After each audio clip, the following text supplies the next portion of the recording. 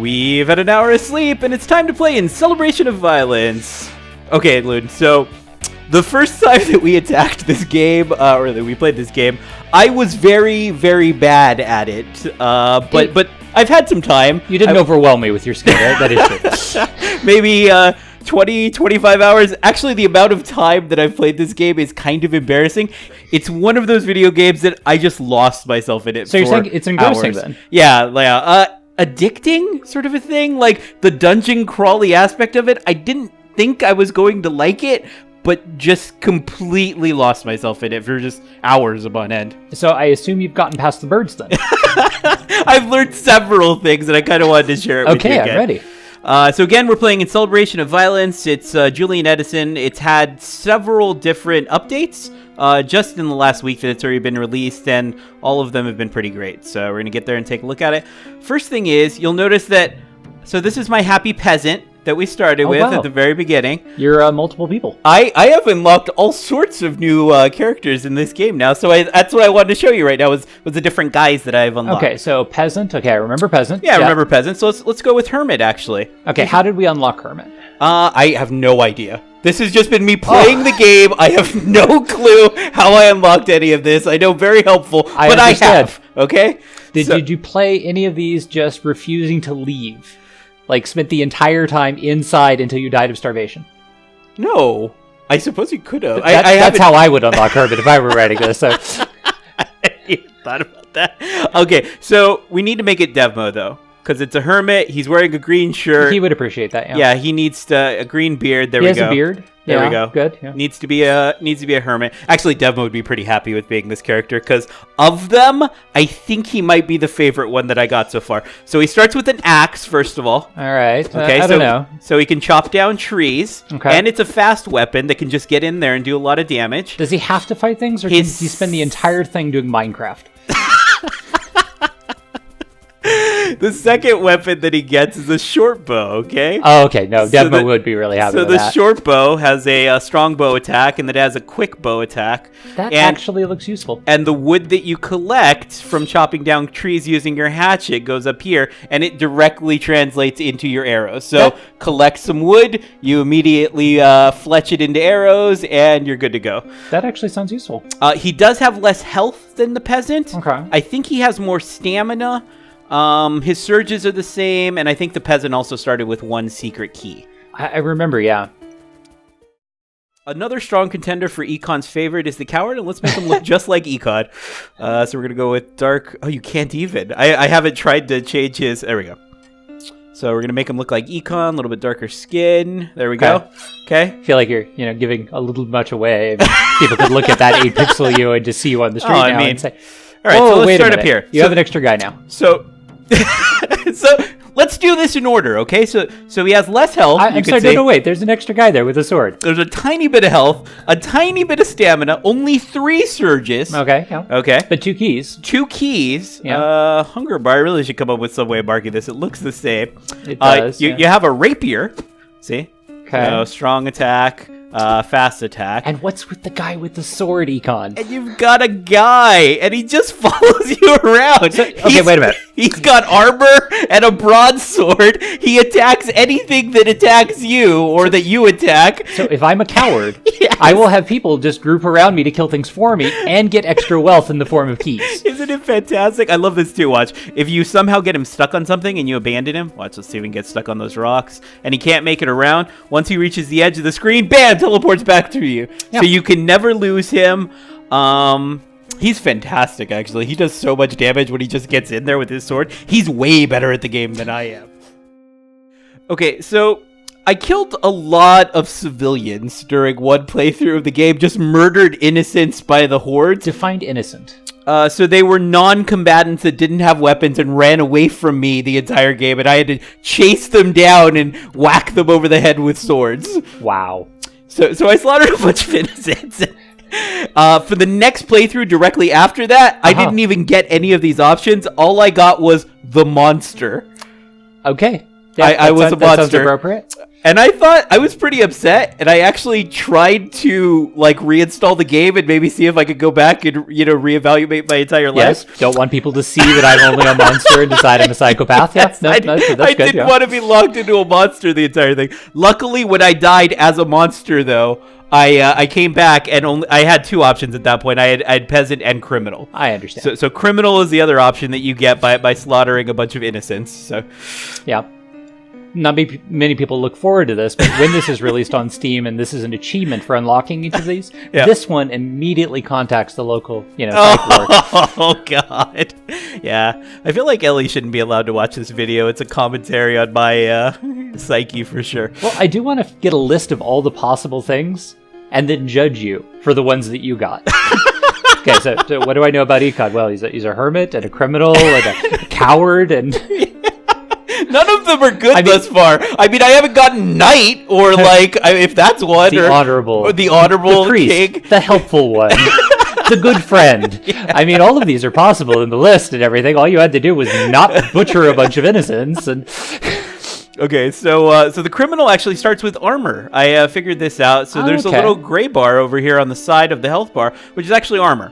You can't get it back. You can, acquire new pieces of armor. Once it's gone, it's gone. But it ticks away that before it actually starts going into your health. Okay, but the health regenerates and the armor does not. No, health doesn't regenerate in this game either. Yeah. Oh, doesn't it? No. Okay. You just have to surge it back. So he has some sort of spell, too, that I haven't been able to figure out. Have you tried pushing 1? I just hit it. Yeah? And I don't know what it did. Okay. I just hit it. I heard the chinking of coins, but I don't know what it did. He only starts with 2 surges. Yeah, but 3 keys. Unfortunately. But 3 keys, because he's a criminal. Well, that makes sense. His weapon loadout is he gets a cudgel, which is actually a pretty nice weapon. It can get in there. It's not as effective as a sword or an axe, but it gets in there. It can whack things around. And actually, I kind of like this weapon. So it's a dagger. Ah, perfect for running down peasants and stabbing them in the back. Stabby. But look at this. So stabby is the right click up and close. Okay. And then if you left click, woohoo! You can toss the dagger and run back and pick it up. Okay. That's fantastic. I love it. No, that sounds good. So that's the criminal. All right, and then you had one more. I have one more left. Okay. One more character. Hold on. I want to see if I can guess this one. Sure. The hangman. The hangman. Yes. The butcher. No, I'm kind of seeing you go off the farmer.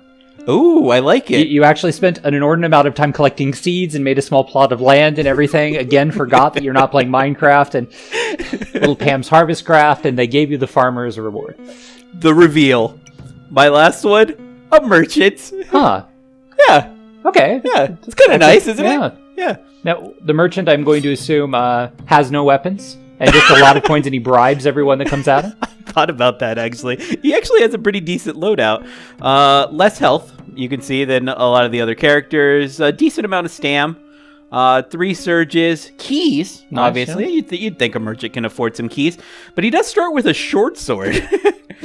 Which... Swords are some of my favorite things in the game. I don't like the fact that the quick attack on this sword is a stabby. It makes sense because short swords are stabby swords. But yeah, swords get right in there, can do some damage, and... Does he have an anti-crow weapon? An anti-crow? Yeah, like a bird weapon. No, god damn it. And I'm going to show you that I am capable of killing birds now in this game. Okay, if you say I so. have mastered the bird threats, That's pretty much all I remember. It's I remember that there are birds that murder you, and that anytime you kill anything, it rains down red across half your screen. Yes. Which I'm going to call texture. Okay, I'm starting this game, though, as my hardy peasant. My true peasant. Okay. Yeah. Yep, so pitchfork. Pitchfork, yeah. Torch. Sword that you keep somewhere. So I like the hardiness of the peasant and all of his surges and things like that, but you really want to find... You hope to scavenge something really quickly here. I understand. Actually, I was just assuming you were doing peasant because you didn't want to, pick any of the other choices which reveled in how horrible a person you are. I hate you. That being said, plague? What? Plague tick, nice. Yeah, so that'll buff my character. Of course, yes, naturally. And plague is always good for characters. Ooh, Warhammer. Oh, that is amazing looking. Yeah, and see, this is the mother lode right here. This falchion, just its swords strike amazingly fast and do great damage. And the warhammer, you can just see, man, swing it around. It'll break rocks. It'll smash down trees into logs. It'll do anything. It's fantastic. Watch this sword though against these mages. Okay. Mages bleed. Look at that, 3 swings, mage dead.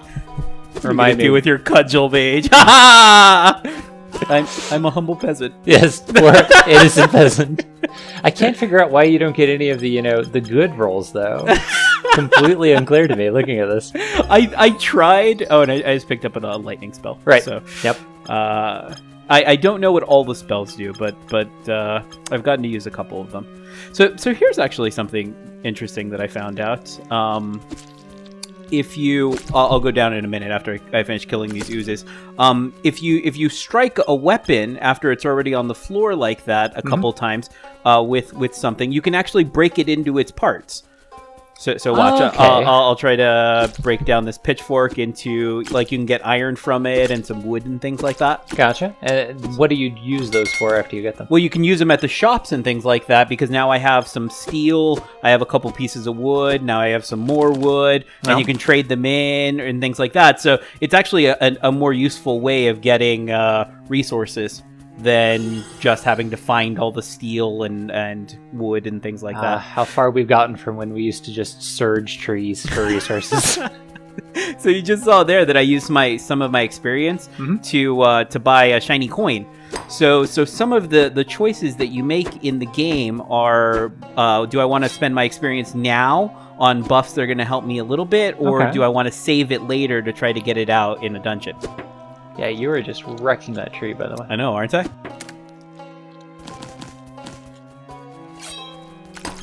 Okay, so here's a good example. You can see up in the I'm coming up to it right now. Oh yeah, here's a shop. The purple numbers are what the experience cost is. The silver numbers is what the steel cost is, and then the brown numbers is what the wood cost is.